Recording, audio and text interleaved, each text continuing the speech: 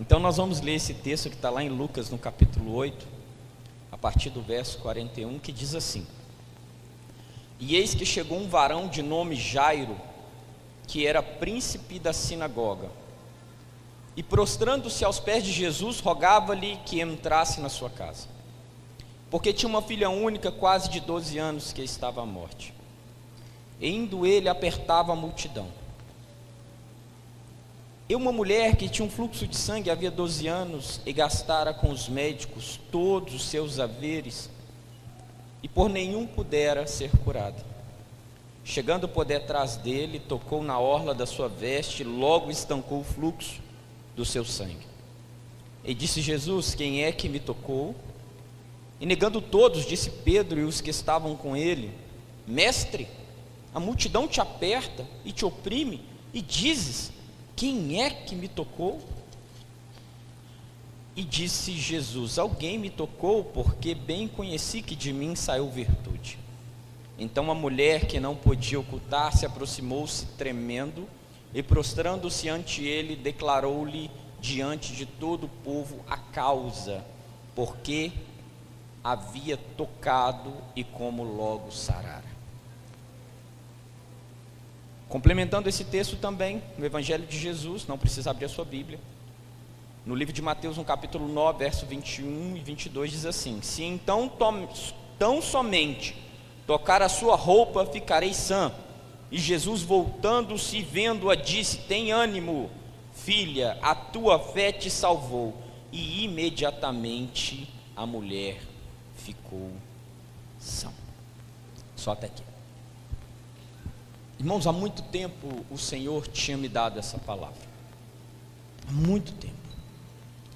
E por conta do medo de circunstâncias, posicionamentos contrários, falta de fé, por algum motivo, todas essas coisas começaram, se Deus fosse incapaz de fazer alguma coisa. É uma coisa tão engraçada, porque é como se aquilo que afligia alguém aumentasse de forma exponencial, e de alguma forma houvesse uma diminuição em relação a Deus, em relação ao seu poder e em relação à sua palavra. Embora nós não proclamamos isso, ou não, de alguma forma, não declaramos todas essas coisas, no nosso coração, muitas vezes as circunstâncias têm falado mais alto do que a própria palavra de Deus.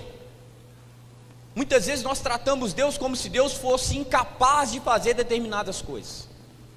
Nós agigantamos os nossos problemas e colocamos Deus numa condição de impotência, como se Deus, Ele tivesse mudado. Com feitos assim, nós diminuímos a grandeza de Deus, nós diminuímos a autoridade de Deus, nós diminuímos o poder de Deus, a sua palavra e a sua soberania na nossa mente. De alguma forma, na nossa mente, nós vamos minando a essência dele, aquilo que ele deixou escrito ao nosso favor. É como se nós deixássemos Deus sempre alheio, sempre de lado às circunstâncias que nos rodeiam. Irmãos, é impressionante como as circunstâncias mudam a vida de uma pessoa. É impressionante as pessoas que não estão pautadas na palavra, como elas se perdem, dependendo daquilo que elas estão vivendo. Como a cabeça dela deixa de pensar como deveria pensar. Sabe aquela mente de Cristo? Ela desaparece na vida das pessoas, dependendo daquilo que ela está vivendo, dependendo do quadro como ela se encontra, dependendo de quem fala com ela determinadas coisas. Às vezes você está até crendo, mas vem uma palavra contrária e começa a minar a sua fé, e tudo aquilo que você cria, tudo aquilo que você acreditava, começa a desmoronar como se fosse um castelo de areia. E por muito tempo, na verdade por um tempo, coisas assim têm assolado a igreja, têm assolado nós, o povo de Deus. Mas há um tempo que o Senhor tem nos despertado para a essência do Evangelho dele. Ele tem colocado uma chama no coração dos seus filhos acerca do cumprimento da tua palavra e da verdade que nela está. Ele tem queimado o coração dos seus filhos a respeito da tua promessa. É como se a circunstância batesse e falasse: não vai acontecer. E ele vem com a sua promessa e diz: olha, foi eu que falei, foi eu que prometi. Eu prometi para os meus filhos, para a minha igreja, não há mentira em mim. E sabe o que está acontecendo? O Espírito Santo, ele tem vindo, trazendo essa chama no coração dos filhos de Deus. E tem começado a lembrar, trazendo sempre à memória nossa, aquilo que ainda nos dá esperança. O Espírito Santo tem nos mostrado a grandeza dele. Ele tem lembrado os grandes feitos que ele fez. Ele tem trazido para nós aquilo que Deus fez, aquilo que ele faz e aquilo que ele vai continuar fazendo. Ele tem deixado bem claro quem é o nosso Deus. E uma certeza tem vindo à tona: que aquele que era, aquele que é e há de vir, não mudou. O seu poder não diminuiu.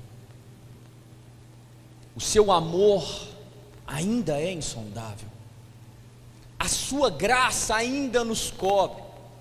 O seu poder é suficiente para realizar qualquer coisa que esteja no coração dele. Ele é forte e poderoso, e não há nenhum inimigo que possa prevalecer contra ele. E todos os dias o Espírito Santo tem falado isso no coração daqueles que ainda acreditam em Deus, em sinceridade, daqueles que ainda não perderam a sua fé, daqueles que ainda por motivos estranhos e circunstâncias que nos fogem, sabe, que fogem da nossa alçada, ainda não perdeu a fé e a esperança nele. O livro de Romanos tem um texto que eu gosto muito que diz assim, Romanos 8, 38, 39: porque eu estou certo de que nem a morte, nem a vida, nem os anjos, nem os principados, nem as potestades, nem o presente, nem o porvir, nem a altura, nem a profundidade, nem alguma outra criatura nos poderá separar do amor de Deus, que está em Cristo Jesus, nosso Senhor. Quem escreve essas coisas, irmãos, não é uma pessoa natural, é uma pessoa sobrenatural. Quem está falando essas palavras aqui não é a carne, é o Espírito que está cheio de Deus, cheio da presença dEle. Irmãos, quem vive queimando no Espírito Santo, não se abala, independente da circunstância, ele permanece firme, crendo até o fim. Sabe o que o Espírito Santo tem dito para nós? Ele tem dito assim: vocês precisam crer naquilo que vocês falam, vocês precisam acreditar nos textos que vocês usam nas redes sociais, vocês precisam crer. Aquilo não pode valer só por um segundo, só por uma postagem, não. Aquilo precisa ser verdade no seu coração. E não tem jeito de ser verdade se não tiver fé envolvida. E nós sabemos que sem fé é impossível agradar ao Senhor. Então a igreja precisa voltar a acreditar de novo nos milagres. Aqueles primeiros homens que saíam, diz o texto, que Pedro ele passava e a sombra dele curava pessoas. Eu fico me perguntando: onde está o Deus que cura? Pela sombra. Ele não mudou, Ele não desamparou. O fato de nós não sabermos o dia que Ele vai fazer não diminui em nada o Deus que nós servimos. Eu ainda continuo crendo, porque foi para esse Deus que eu entreguei a minha vida. Foi a Ele que eu disse: olha, a minha vida é sua, toma o governo dela. É esse Deus. Uma coisa que João escreve lá no seu livro, no capítulo 20, no verso 30 e 31, ele diz que todos esses milagres, eles foram escritos e registrados, sabe para quê? Sabe para quê que ficou escrito? Para mostrar que Jesus era o Filho de Deus, que Ele é o Cristo, o Messias ungido. Sabe, ele sabia que quando as circunstâncias viesse sobre a sua vida, você ia balançar, mas ele deixou registrado: os meus feitos estão aí.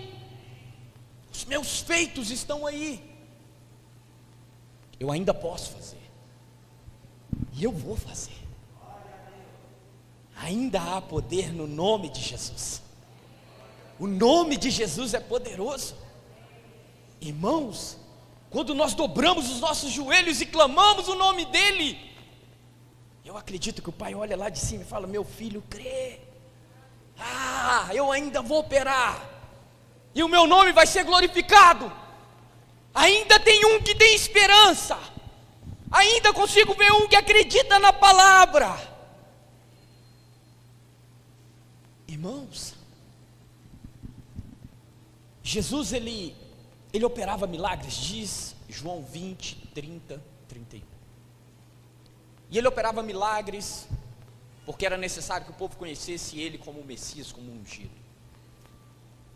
Mas havia pessoas que creram tanto nele, que trocaram tudo para servi-lo, que trocaram tudo para caminhar com ele, que trocaram dogmas milenares só para caminhar com ele. Esse texto que nós lemos começa dizendo a respeito de um homem cujo nome era Jairo. Jairo era um judeu, praticante do judaísmo. E o judaísmo naquela época perseguiu Jesus. Os grandes perseguiram Jesus. Mas diz o texto que Jairo ele era um príncipe da sinagoga. Ele não era qualquer um. O cara ele era importante. Mas ele começa a perceber que na caminhada de Jesus muitas coisas aconteceram. E ele percebia que havia naquele homem algo que não havia em outro homem algum. E diz o texto que ele se prostra aos pés de Jesus, porque ele reconhece em Jesus o Messias. Ele reconhece em Jesus a solução que nenhum homem, nenhuma outra instância podia prestar a ele. O texto relata, nós não vamos entrar na história de Jairo, mas o texto relata que a filha dele também ficou 12 anos lá, enferma. E na hora que ele vê Jesus, ele fala: mestre, o senhor precisa ir comigo. O senhor precisa ir na minha casa. A minha filha está morrendo, mestre. E eu confio no Senhor, eu confio na tua palavra. E diz o texto que Jesus começa a caminhar com ele em direção a Cafarnaum. E está Jesus e Jairo caminhando, e diz que a multidão também seguia ele. E de repente a cena muda. Esse texto que nós lemos, ele aparece em 3 autores do Evangelho, em Lucas, Marcos e Mateus. E quando nós lemos os 3, nós começamos a ter uma ideia da cena que se passava ali. E olhando para eles, a gente percebe Jesus caminhando com aquele homem, uma multidão ali cercando ele. E de repente, irmãos, a cena muda. Agora não é um Jairo mais, não é a multidão mais, é uma mulher que de repente chega até o mestre. Eu fico imaginando a cabeça de Jairo, quando Jesus começa a perguntar: olha, alguém tocou em mim. Pensa a cabeça desse homem, minha filha está lá morrendo. Ele está perguntando quem tocou nele no meio de um tanto de gente dessa. Mas a narrativa continua dizendo que aparece uma mulher enferma lá.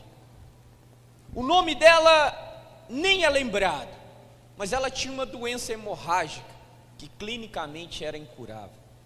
Tudo que ela tinha, tudo que ela podia, ela gastou tentando uma solução.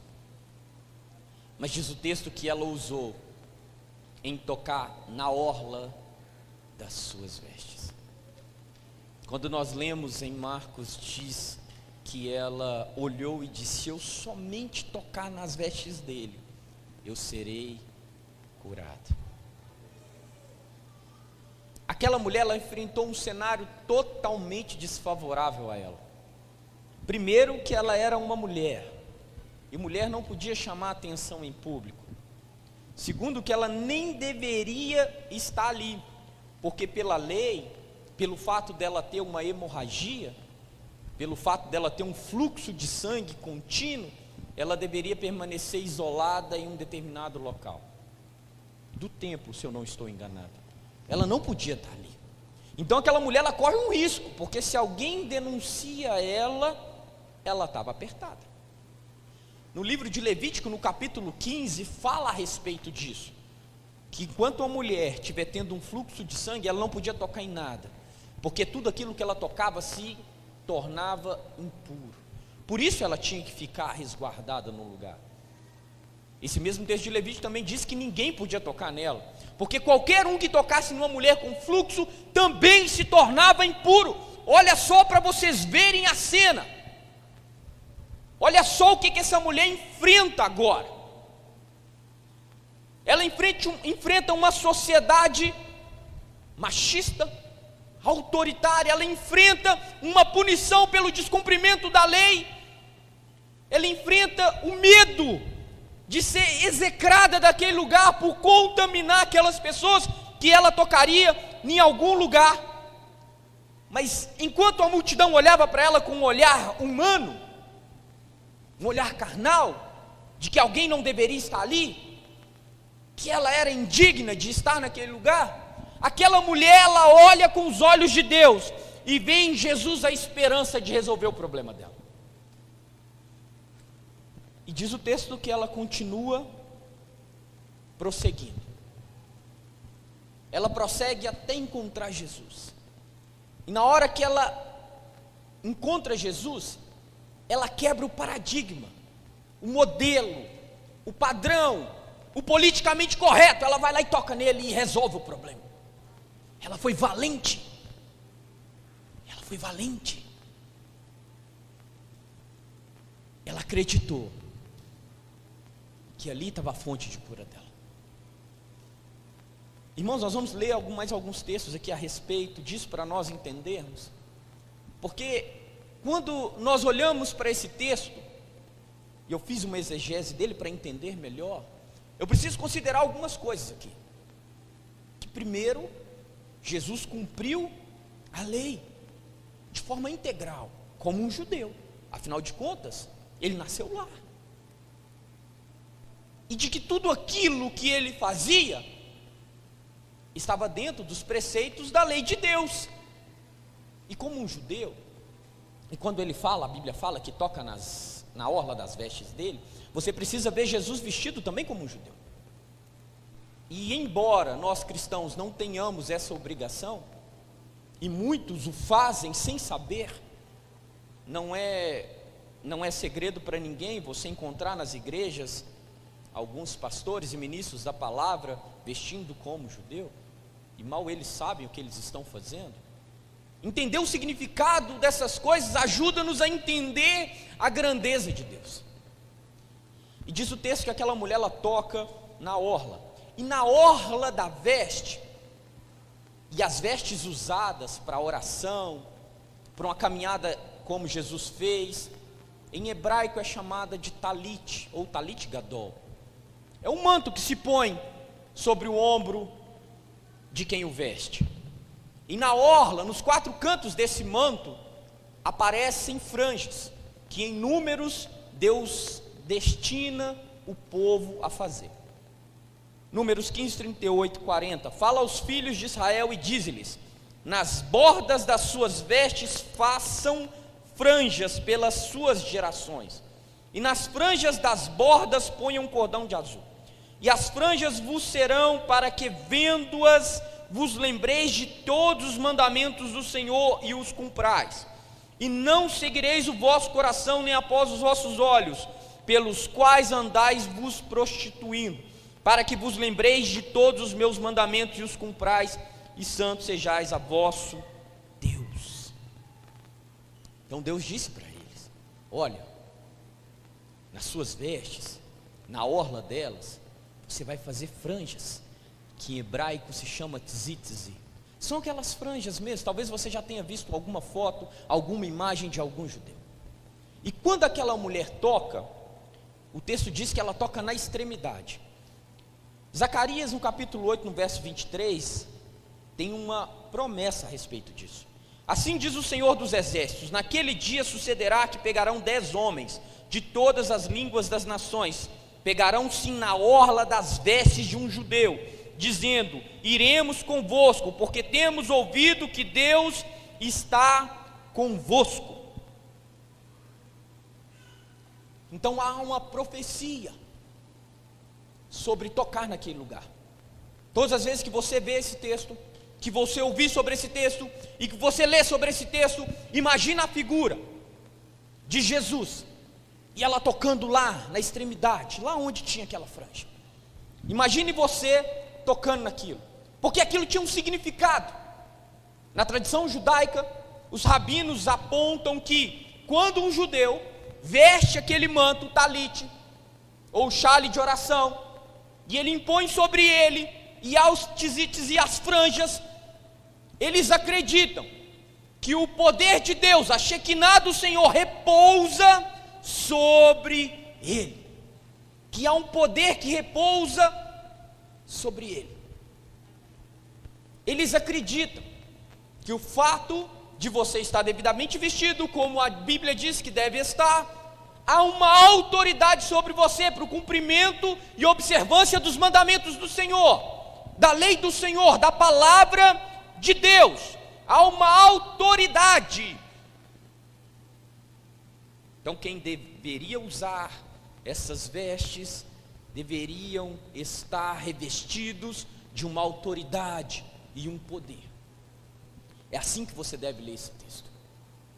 Quando aquela mulher, ela fala assim: se eu tocar só nas vestes dele, ela não estava criando um mito para ela, ela sabia que quem tivesse debaixo daquelas vestes deveria ter com ele também uma autoridade incomum, um poder incomum, capaz de mudar a vida e o destino de quem tocasse lá. No livro de Salmos, no capítulo 91, no verso 4, diz assim que ele nos cobrirá com as suas penas, e debaixo das suas asas estaremos seguros. É a mesma palavra que ele usa no livro de Salmos. A palavra asa também tem a mesma origem dessas franjas, dessas vestes que aquele homem vestia. Havia uma profecia no livro de Malaquias, no capítulo 4, no verso 2, que diz assim: para vós, os que temeis o meu nome, nascerá o sol da justiça, e cura trará nas suas asas, e saireis e saltareis como bezerros de estrebaria. Malaquias, o profeta, diz que o sol da justiça, ele se levantaria, ele traria debaixo da asa dele, aonde ele nos cobriria a cura. Mas sabe o que acontece com a gente? Ou nós não cremos que nós estamos lá debaixo, ou nós não acreditamos que não há cura lá. Irmãos, em Jesus, o cumprimento dessas profecias é completo. Ele foi o único capaz de viver a integridade dos mandamentos. Ele foi o único capaz de ter sobre ele a glória de Deus, a Shekinah. Ele foi o único. Então não tinha outro capaz de pegar essas profecias e fazer com que elas se cumprissem, senão ele. Os judeus até tentavam, eles até tentavam ludibriar as pessoas, porque Jesus repreende eles no livro de Mateus, no capítulo 23. Ele fala dos judeus que alongavam os seus filactérios, alongavam as suas franjas, que caíam lá do seu chale de oração, das suas vestimentas. Sabe para quê? Para tentar mostrar para aquele povo uma coisa que eles não eram. Eles tentavam passar uma autoridade que eles não tinham. Eles queriam que o povo acreditasse neles. E Jesus começa repreendendo aqueles homens, porque Jesus era o único que podia carregar com ele a solução de qualquer problema. E sabe por que eu estou falando tudo isso para você? Tudo isso é porque às vezes parece que nós esquecemos. Nós esquecemos disso. Porque, irmãos, não tem sentido tanto desespero na nossa vida. Sabe, nós jogamos, parece que nós jogamos tudo que está aqui no lixo. Sabe, quando nós nos deparamos com situações como essa. Eu preciso ler mais um texto, porque não foi privilégio, não foi restrito só àquela mulher. Lá no livro de Mateus, no capítulo 14, verso 35 e 36 está escrito assim: e quando os homens daquele lugar o conheceram, mandaram por todas aquelas terras em redor, e trouxeram-lhe todos os que estavam enfermos, e rogavam-lhe para que ao menos eles pudessem tocar a orla da sua roupa. E todos os que tocavam ficavam sãos. Ficavam sãos. Você não crê nisso, não? Deixa eu te fazer uma pergunta. Você acha que isso é mentira? Ou você acha que Deus mudou? Só porque os dias são outros?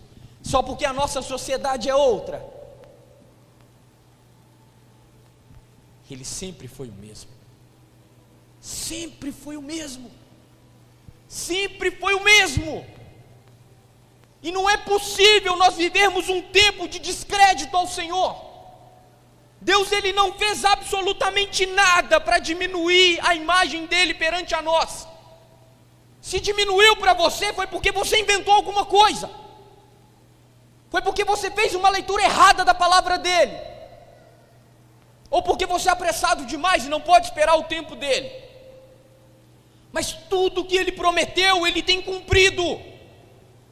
É esse o nosso Deus. É esse que nós vamos morar com Ele. Nós estamos sendo preparados para viver a eternidade com Ele. Então você precisa despertar para essas coisas. Você precisa voltar a crer de novo. Não dá mais para viver como se fosse um vale de ossos secos. Não precisa esperar o Espírito soprar a vida em você. Ela está aí. Ela está aí. Ela corre dentro de você. Mas você precisa despertar para isso. Mas eu acredito que talvez você esteja pensando agora: mas por que aquela mulher viveu por 12 anos? Por que ela ficou enferma por tanto tempo? Por que Jesus não apareceu antes? Por que Ele não encontrou essa mulher antes? Por quê? Se você já leu esse texto, você deve ter percebido que Ele não responde essas perguntas. Ele não responde. Simplesmente não há uma resposta do porquê tanto tempo. Por que ainda Ele não operou? Por que a cura ainda não veio? Por que tem se passado tanto tempo? Não há uma explicação de Jesus a respeito disso. Mas uma coisa Ele escreve: alguém tocou em mim, e de mim saiu virtude. Essa palavra, em grego, ela recebe um nome que talvez você já deve ter ouvido, chamado dunamis. Dunamis significa poder, habilidade, poder para operar milagres. Quando Jesus ele estava vestindo aquelas vestes, ele estava carregando a autoridade visível agora, para que as pessoas pudessem olhar para ele e ver naquele alguém que tinha autoridade para resolver os seus problemas. E aquela mulher, ela não é boba. Quando ela disse assim: olha, se eu só ao menos tocar nas vestes dele, eu ficarei são. Sabe por quê? Porque ela olhou para lá e viu coisas visíveis que representavam o poder e a autoridade dele. E ela disse: olha, eu só preciso tocar lá, uma só vez. Pela fé dela, ela foi curada. Imediatamente curada. E esse texto, ele traz uma revelação muito bonita. Porque quando nós estudamos ele, dentro do idioma original, a gente vê que existem palavras que estão relacionadas à cura. Se você olhar lá no hebraico, você vai ver Rafá, Jeová Rafá, o Deus que cura. Você vai ouvir outra palavra também em grego, chamado terapeu, que vem de terapia, enfim, que também está relacionada à cura e a servir. Mas a palavra que ele usa aqui, em virtude, quando ele diz que saiu virtude dele, a palavra de Deus diz que ela foi curada, é uma outra palavra chamada aiomai. E sabe o que essa palavra significa? Que a cura de Deus, ela foi o suficiente para curar aquela mulher e salvar aquela mulher. Ele termina dizendo: olha, a sua fé te salvou. Ele não só curou as feridas do corpo dela, mas ele foi o suficiente para curar as feridas da alma dela e garantir àquela mulher um lugar na eternidade com ele. É esse o Jesus que você precisa crer. É esse, irmãos. A fonte de água viva foi suficiente para limpar aquela mulher, você entende? Você consegue ver assim? Porque eu não aguento mais ver pessoas desistindo das suas famílias, desistindo das coisas. Não tem mais jeito não. O médico falou que não tem mais jeito, então não tem. Eu vou sentar aqui e vou esperar. Eu não aguento mais ver as pessoas falando assim. Não tem jeito, já fez o que tinha que fazer. Ei, você está jogando Deus aonde? Você está fazendo o que com Ele? Ah, mas se Ele quisesse fazer, Ele fazia. Você é Deus. Você acha que você pode tocar na soberania dEle? Ele não falou para Jairo, porque que a filha de Jairo também ficou 12 anos. Ele não falou nada para Jairo. Ele não falou nada para aquela mulher, porque que ela sofreu por tanto tempo. Quando falaram para ele de Lázaro, ele ainda fica 4 dias. E você acha que pelo simples fato dele não fazer no momento que você acha que ele deve fazer, isso diminui Deus? Não. Porque o meu Deus é maior. O seu Deus tem que ser maior do que a sua circunstância, maior do que o seu medo.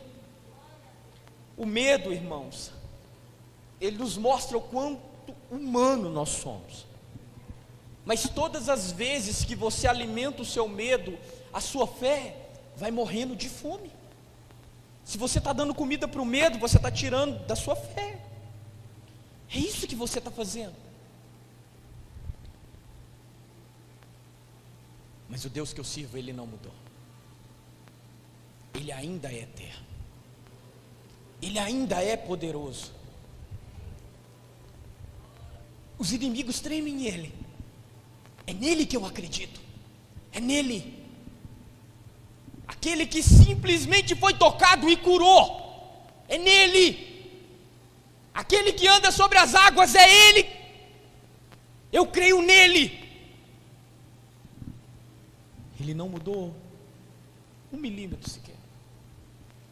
E você precisa continuar crendo. Você precisa continuar crendo, mesmo que as circunstâncias sejam desfavoráveis. Você precisa continuar crendo. Deus não desamparou você. Deus não esqueceu de você. Ei, deixa eu te falar uma coisa: nada que você faça, absolutamente nada, vai diminuir o amor que Ele tem por você. Assim como você não consegue aumentar o amor dEle, você também não consegue diminuir o amor dEle. Ele não esqueceu de você. Ele não esqueceu dos seus problemas. Ele não esqueceu. Ele ainda continua vendo as suas lágrimas. Ele ainda sonha com você. Ele ainda projeta as coisas. Ele quer, Ele quer curar a sua família. Ele quer sarar a sua alma. Ele não quer só curar o seu corpo carnal, não. Ele quer curar a sua alma, para que você viva uma eternidade com Ele. Agora você precisa parar de diminuir o Senhor. Você precisa parar de diminuir Ele, porque a única forma de nós alcançarmos a autoridade dEle, o poder dEle, é com fé. É crendo que se eu tocar na orla dEle, eu serei curado. que se eu tocar nele, os meus problemas serão solucionados. E no dia que ele vier, e na hora que ele vier, de acordo com a vontade dele, e ele vier, e eu tocar nele, as coisas vão acontecer. Eu preciso crer, porque eu sou movido por isso. O crente é movido pela fé. Você precisa crer. E eu quero orar por você.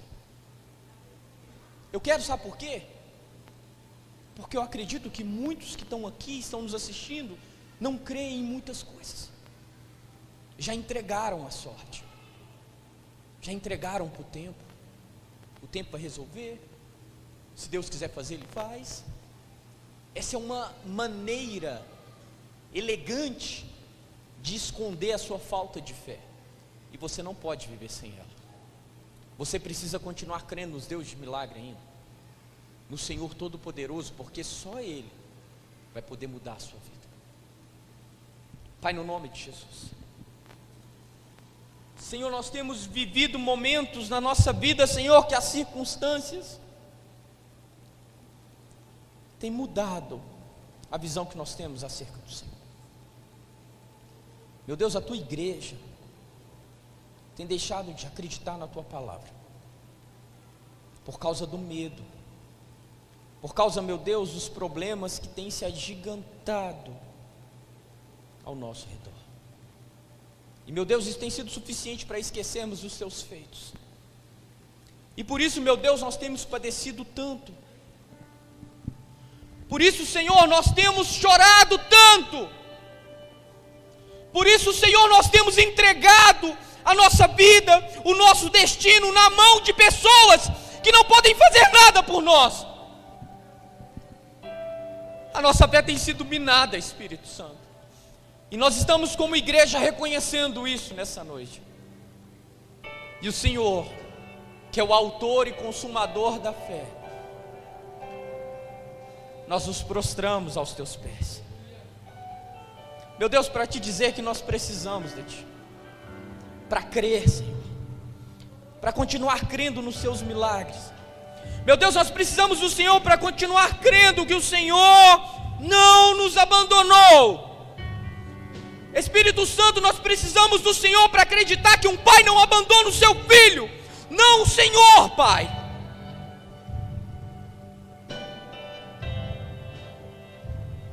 Espírito Santo, o Senhor é o Deus que sonda. E eu acredito que o Senhor sondou cada coração que está aqui nessa noite, que está escutando essa palavra. Meu Deus, os meus irmãos têm chorado desesperadamente por tantas coisas.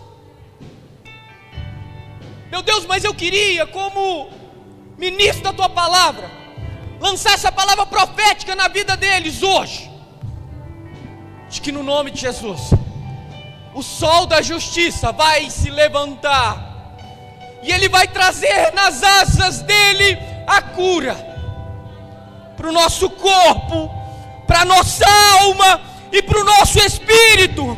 E o Deus que nós servimos vai nos guardar, vai nos descobrir debaixo das Tuas asas, e lá estaremos seguros. E o Teu nome será glorificado.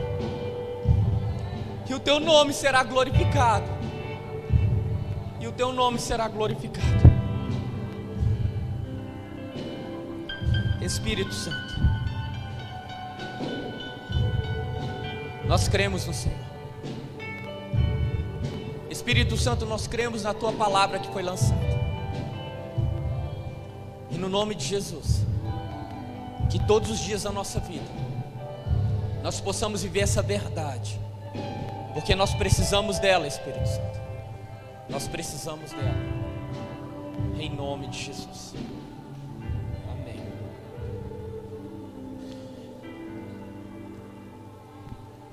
Graças a Deus.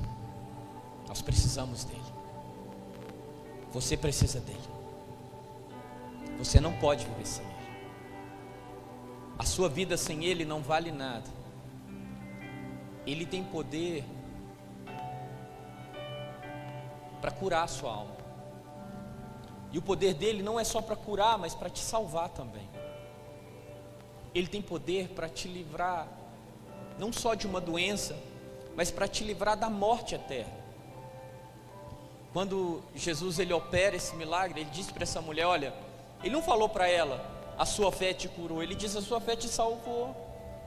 Você vai viver limpa agora e vai viver comigo a eternidade. Você precisa crer nesse Deus. Você precisa confiar nele. Você precisa entregar tudo para ele. Você precisa entregar a sua vida na mão desse Deus. Porque só ele pode fazer alguma coisa por você. Se não está bom, ele pode melhorar.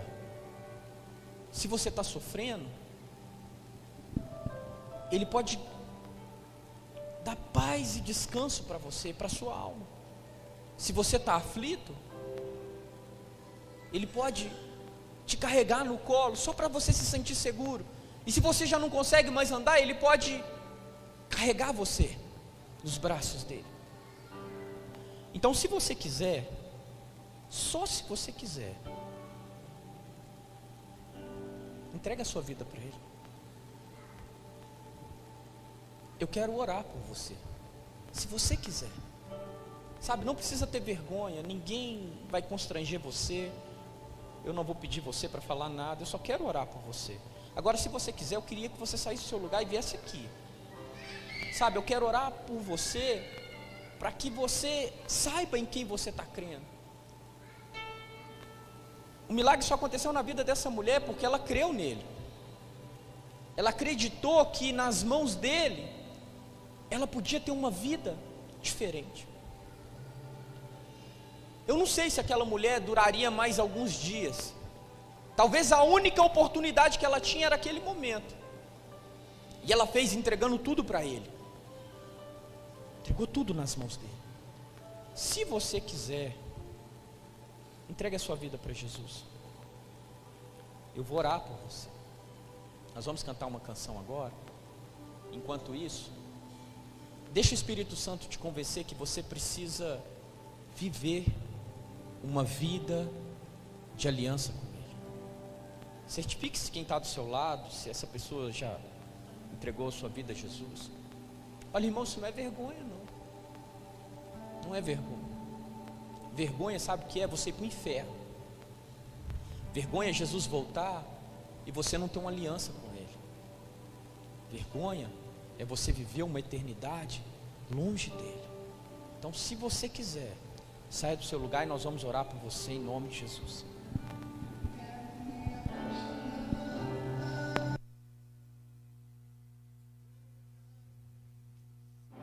Quero me desesperar outra vez. Eu quero perder o sono outra vez, queimando de amor por ti. Eu quero me apaixonar outra vez. Eu quero me desesperar outra vez. Eu quero perder o sono outra vez, queimando de amor por ti. Sai do seu lugar, querido. Deixa Deus mudar a sua vida. Me apaixonar Entrega para ele. outra vez. Eu quero me desesperar outra vez. Eu quero perder o sono outra vez, queimando de amor por ti. Olha, deixa eu te falar uma coisa. Se você desviou-se dos caminhos do Senhor, o Espírito Santo está te dando uma oportunidade agora de consertar tudo e começar uma nova história com ele. Essas pessoas que estão aqui, sabe o que elas estão fazendo agora? Elas estão dando alegria para Jesus ao entregar-se a ele.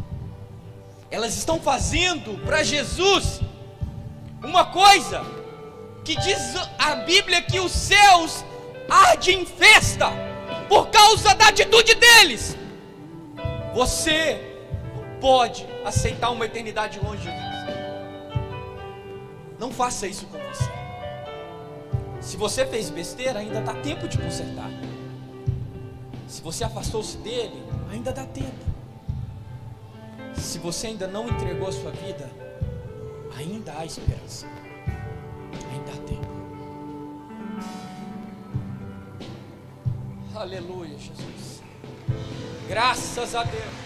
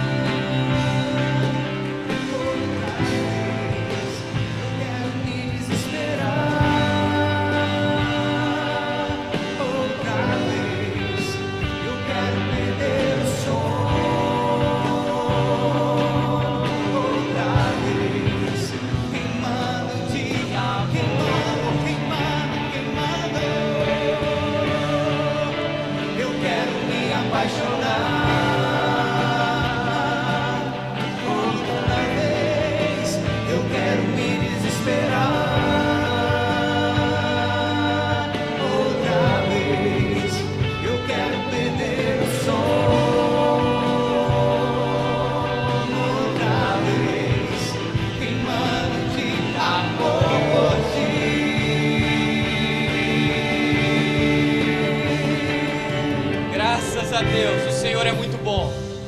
Se você é amigo de alguma dessas pessoas, sai do seu lugar e abrace eles aqui, porque o que eles estão fazendo é algo que leva festa à glória. Então, eu quero que você levante as suas mãos, estenda as suas mãos para eles agora, e vamos orar como igreja, como uma igreja que acredita nesse Deus. Deixa eu falar uma coisa para vocês que estão aqui entregando a vida de vocês para o Senhor. O Deus que vocês vão servir daqui para frente, Ele é poderoso, Ele é um Deus forte. Se alguém falar algo diferente disso para vocês, não creiam, porque Deus, Ele é Deus, Ele é poderoso, Ele pode curar a sua alma, Ele pode sarar as suas feridas, e Ele vai ajudar você, Ele não vai te deixar sozinho. Creia nisso, no nome de Jesus. Pai, no nome de Jesus, nós entregamos essas pessoas ao Senhor. Meu Deus, escreve o nome delas agora no livro da vida, para que nunca mais se apague. Espírito Santo de Deus, apague os pecados deles, as suas transgressões, e no nome de Jesus Cristo, Espírito Santo, marca eles com o selo da tua promessa, em nome de Jesus, em nome de Jesus, em nome de Jesus.